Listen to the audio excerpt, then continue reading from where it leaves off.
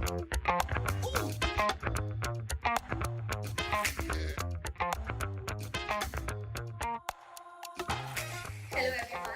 I am Shubhangi Gupta from Admissions Committee at IIM India. We're here for another exciting episode of the Faculty Interaction Series. Today, we're honored to have Professor Suman Chaudhary with us. Professor Chaudhary holds a PhD from IIM Udaipur, specializing in organizational behavior and human resource management. She also teaches human resource management to IIM students. We welcome you. Thank you so much, Shubhangi, and thank you to the Admissions Committee. Okay, ma'am, my first question for you would be, what practical opportunities do IIM students have during their 5-year stay at IIM Bhotia with respect to HRM field, and how can they leverage it with the seniors around them as the same domain as theirs? So I think IPM students have a plethora of practical opportunities which are available to them.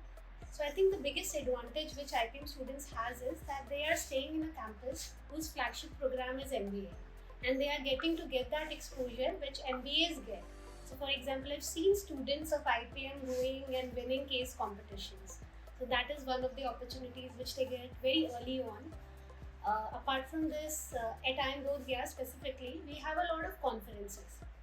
So in the recent past, we had a conference on mindfulness, and tomorrow we are going to have a conference on entrepreneurship.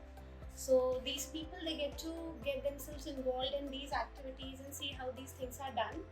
And HRM is basically getting, so one of the most important skills which HR managers should have is self-management and management of other people. So all these research conferences which are happening on the campus provide them with these opportunities. And again, so because they are going to be here for 5 long years, and they're going to see a lot of seniors who will go in the corporate and make their name, so they are getting to have a very strong alumni connections also. So I think they can use that. Firstly, they can use their time here to build strong connections with these people, and then these connections would surely be helpful to them when they will be there in the corporate doing their jobs, and also while they're in their jobs, if they need any mentorship, they'll always have these people for them. Thank you, ma'am. My next question for you would be, what are the different areas and emerging fields in HRM that the students must keep a watch on? So I think we have all witnessed and have been part of COVID pandemic, and we have seen the rise of remote working arrangements. And after that, so it was kind of an experiment which the business world had to do. However, after that, we see a uprise in remote working opportunities and also of hybrid work. So as an HR manager, as somebody who wants to pursue career in that, I think it's very important that people are aware about what are the challenges which might be there in such kind of setup. Next trend which I would want to talk about is, and which is again very close to my heart also, is what we call as DEIB initiatives. So initially it was DEI initiatives, which is diversity, equity and inclusiveness, but we have now moved on to the acronym of DEIB, which is diversity, equity, inclusiveness and belongingness. So how by bringing people from various backgrounds, various ethnicities, various gender, we can make a more belonging kind of organization where people feel that they are heard, their voices are heard, and they can make an impact in the organization. So I always encourage my students to be aware about particularly these 2 trends which are there. Moving on, what is the role of soft skills when we think about pursuing HRM and the career ahead? So I think as an HR manager, it's very important that people develop in them interpersonal skills. Specifically, I talk about, when I teach my class, I also emphasize about effective spontaneous interpersonal skills, because every day you're going to face different challenges, and it's very important that you have these skills which can help you deal with whatever the situation is. Also, it's very important that we see that in today's time, the world has become so fast, and there are a lot of stressors around all of us. So it's very important to inculcate empathy. So these 2 are, I think, the most important soft skills which an HR manager should have. That was quite helpful, ma'am. Can you think of any myths and misconceptions that the IIM students might have with respect to HRM and clear those myths? Absolutely, Shubhangi. In fact, A few minutes before only, I was talking to one person, and then there was this misnomer that after a particular point in career, there is no growth in HR.